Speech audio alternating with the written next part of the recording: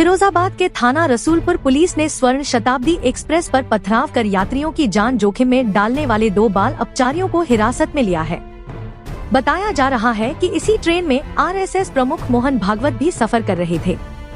11 जून को स्वर्ण शताब्दी एक्सप्रेस ट्रेन पर फेंके गए पत्थर से खिड़की का शीशा टूट गया था, जिसके बाद रेलवे एक्ट के तहत मुकदमा दर्ज किया गया, जिसमें एसएसपी आदित्य लांघे ने 10 टीमों का गठन किया, जिसमें जीआरपी और आरपीएफ के सहयोग से पुलिस ने 50 से अधिक सीसीटीवी फुटेज खंगाल कर जांच की, जिसमें 3 बाल अपचारियों की पहचान हुई।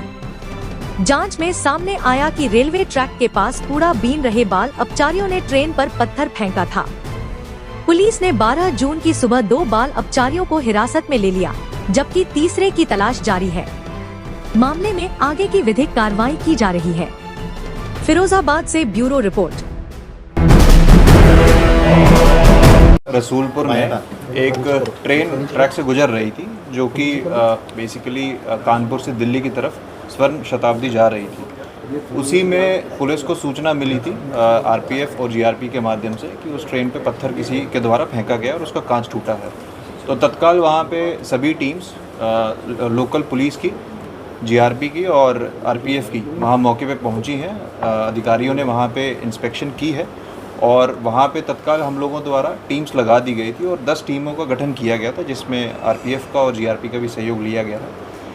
उसी क्रम में लगभग 50 से अधिक हम लोगों ने सीसीटीवी कैमराज हम लोगों ने देखे हैं और उसमें सीसीटीवी कैमरा के माध्यम से हमें ये जानकारी मिली कि कुछ 3 बच्चे आइडेंटिफाई हुए थे जो माइनर हैं और वो कूड़ा बीनने का काम करते हैं। तो उनके द्वारा वहाँ सीसीटीवी में क्लियर कट दिख भी रहा है कि एक बच्चे द्वारा उसमें ट्रेन के ऊपर पत्थर फेंका गया है। तो जब सीसीटीवी फुटेजेस से और आसपास के मुखबिरों के माध्यम से जब बच्चों को हिरासत में लिया गया है तो उनसे पूछताछ भी की गई है। तो उनको किसी ये जानकारी नहीं थी कि ट्रेन में कौन व्यक्ति ट्रैवल कर रहा है। उनके द्वारा ये और भी जब चेक किया गया तो ये तीनों जो बच्चे हैं उनका एक आपराधिक इतिहास भी है, कुछ चोरी के मुकदमे भी हैं 2 और आरपीएफ ने भी एक मुकदमा पहले 2024 में पंजीकृत किया है। तो इसमें से 3 बच्चों में से 2 बच्चों को पुलिस ने हिरासत में लिया गया है। तीसरे का भी नाम प्रकाश में आ गया है, उसको भी तत्काल हम लोग हिरासत में लेंगे। अभी इनको वर्तमान में जेजे जो जुवेनाइल कोर्ट है वहाँ पे इनको पेश किया जाएगा और जो मुकदमा अभी वर्तमान में थाना रसूलपुर में जो पंजीकृत किया गया है वो है 322/26, जो धारा 152 रेलवे एक्ट के अंतर्गत लिखा गया है। सर बच्चों ने कुछ बताया क्यों ऐसा, क्या किसी अब क्योंकि आपराधिक इतिहास भी है, पहले भी ऐसी घटना कर चुके हैं, तो उनको ऐसा कोई बहुत जानकारी नहीं थी कि कौन ट्रेन में ट्रैवल कर रहा है और बाकी अन्य चीज़ें विवेचना में सामने आएंगी। मुख्य आरोपी क्या भूमिका लगती है उसकी? मुख्य आरोपी कौन है?